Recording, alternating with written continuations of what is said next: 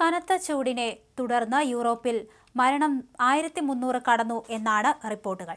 ഭൗമ ഉപരിതലത്തിലെ ചൂട് അന്തരീക്ഷത്തിന് മുകളിൽ ഒരു കുട പോലെ തങ്ങി നിൽക്കുന്ന ഹീറ്റ് ഡോം പ്രതിഭാസമാണ് സ്ഥിതി ഇത്രയും വഷളാക്കിയത്. ഫ്രാൻസ്, UK, സ്പെയിൻ, ജർമ്മനി തുടങ്ങിയ രാജ്യങ്ങളിൽ താപനില 40 ഡിഗ്രി സെൽഷ്യസ് കടന്നു.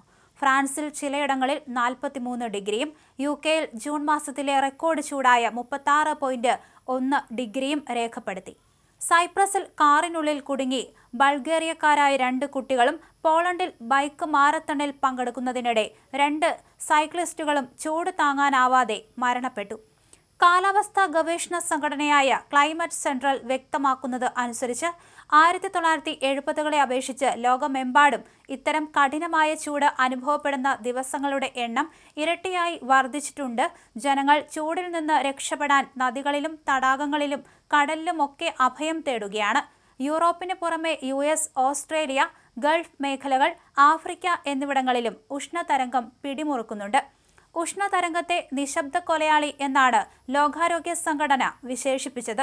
ഫ്രാൻസിൽ ജൂൺ 21 ശേഷം മാത്രം സാധാരണയേക്കാൾ 1300-ലധികം മരണങ്ങൾ രേഖപ്പെടുത്തിയിട്ടുണ്ട്.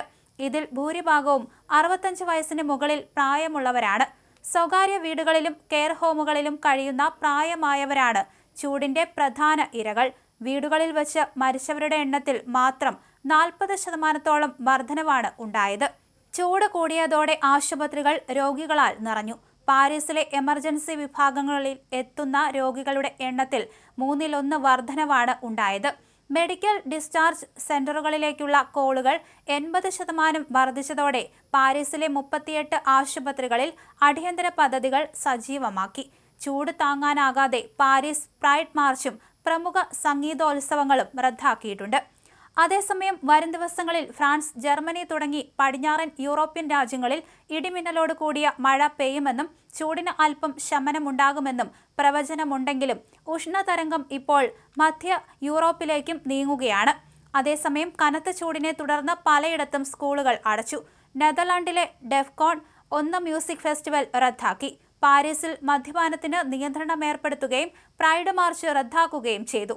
ഉഷ്ണതരംഗം തുടങ്ങിയ ശേഷം ഫ്രാൻസിൽ മാത്രം 74 പേർ വെള്ളത്തിൽ മുങ്ങി മരിച്ചിട്ടുണ്ട്. ഹീറ്റ് ഡോം എന്ന പ്രതിഭാസമാണ് ഈ അതിതീവ്ര ചൂടിന് കാരണമെന്ന് കാലാവസ്ഥാ നിരീക്ഷകർ വ്യക്തമാക്കുന്നുണ്ട്. ആഗോള ശരാശരിയേക്കാൾ ഇരട്ടി വേഗത്തിലാണ് യൂറോപ്പ് ചൂട് പിടിക്കുന്നതെന്ന് ടെഡ്രോസ് അഥാനോം ഗബ്രിയേസസ് വ്യക്തമാക്കി. ഇത് മാരകമായ ഉഷ്ണതരംഗങ്ങളുടെ ആവൃത്തിയും അപകട സാധ്യതയും വർദ്ധിപ്പിക്കുന്നുണ്ട്. ഭൂമിയിൽ ഏറ്റവും വേഗത്തിൽ ചൂട് പിടിക്കുന്ന വൻകരയാണ് യൂറോപ്പ്.